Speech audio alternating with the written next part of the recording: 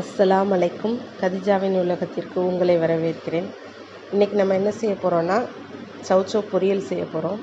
சௌசௌ பொரியலுக்கு ரொம்பலாம் எந்த பொருளும் தேவைப்படாது. 2 சௌசௌ எடுத்திருக்கேன், ஒரு பெரிய வெங்காயம், கொஞ்சமாக கருவேப்பிலை, தாளிக்க கடுகு உளுந்தம் பருப்பு, அவ்வளோதான். இதை அரைக்கிறதுக்கு இது பாருங்கள், ஒரு 5 பத்தை தேங்காய், 3 பெரிய பச்சை மிளகா, ஒரு டேபிள் ஸ்பூனு, ஒரு டீஸ்பூனு சீரகம். இது மூணையும் வந்து கொரகொரப்பாக அரைச்சிக்கணும், நெய்ஸாக அரைக்கக்கூடாது, கொரகொரப்பாக அரைச்சிக்கணும். இதை நறுக்கிட்டு தாளிக்கிறத பார்க்கலாம்.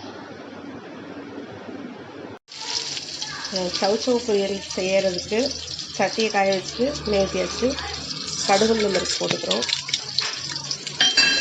நல்லா பொரிஞ்சிட்டு வெங்காயம் கருவேப்பிலை போட்டாச்சு. ரொம்ப வதங்கணும்னு அவசியம் இல்லை, இன்னும் ஒரு 2 வதங்கினா போதும். ஏன்னா நம்ம காயோட சேர்த்து வெங்காயம் வெந்துடும். வெங்காயம் தேவைப்படுறவங்க போடலாம், வெங்காயம் வேணான்னா வெங்காயத்தை கூட வெங்காயம் போடாமல் வெறும் கடுகு உளுந்தம் பருப்பு மட்டும் போட்டுட்டு காயை போட்டு வதக்க ஆரம்பிச்சிடலாம்.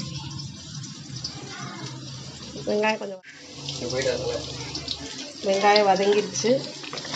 இப்போது நம்ம வெட்டி வச்சுருக்கிற அலசி வச்சுருக்கோம் காயை போட்டுடலாம்.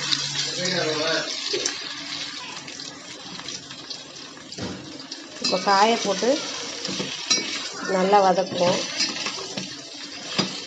காய் நல்லா வேகட்டும். தண்ணிலாம் ஊற்ற வேண்டாம், ஏன்னா இது தண்ணி காய் தான். இது சௌசௌன்றது தண்ணி காய், அதுவே தண்ணி விடும். அதனால் தண்ணி எதுவுமே ஊற்ற வேண்டாம். தேவையான அளவு உப்பு மட்டும் போட்டுடலாம். காய் வெந்துட்டுருக்கட்டும். தேவையான அளவு உப்பு. காய் வெந்துருச்சு. இப்போ வந்து நம்ம சீரகம், பச்சை மிளகா, தேங்காய் அதை கொரப்பாக அரைச்சி வச்சுருக்கோம், தண்ணி ஊற்றாமல். அதை போட்டுட்டு என்ன பண்ணிடலாம், 2 பிரட்டி விட்டுடலாம். அவ்வளோதான். சௌசௌ கூட்டு ரெடி ஆயிடுச்சு. சௌசௌ பொரியல் ரெடி ஆயிடுச்சு. சௌசௌ பொரியல் ரெடி ஆயிடுச்சு. தேங்காயும் அதாவது தேங்காய், சீரகம், பச்சை மிளகா, அவ்வளோதான். அதை வந்து நம்ம தண்ணி ஊற்றலை, அப்படியே பொரியலாக ரெடி பண்ணிட்டோம். ரொம்ப சிம்பிள், ஒன்றும் நம்ம வேறு எந்த பொருளும் போடலை. ஆனால் ரொம்ப சிம்பிளாக இருக்கும், நல்ல டேஸ்ட்டாகவும் இருக்கும்.